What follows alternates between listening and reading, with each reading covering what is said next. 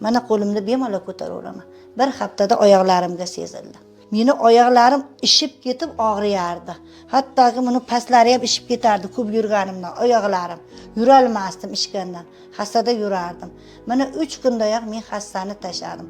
Oyoqlarim ishib ketib ko'p umuman metdan ekkacha 1 metr ham yura olmasdim. Shunchalik oyoqlarimda yaxshi bo'lib qolganiga Allohga beadad shukrlar deyman. Men bunaqa zinalardan chiqa olmasdim. Umuman ko'chalarga chiqa olmasdim.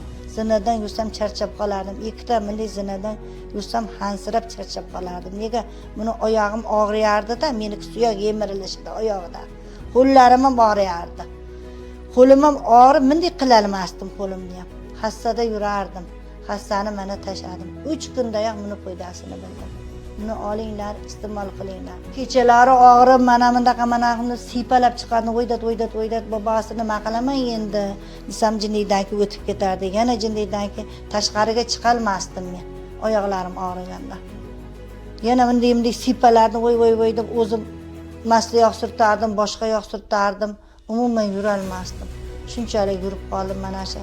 Nihoyatda bu foydali ekanki, odamga shifo berar.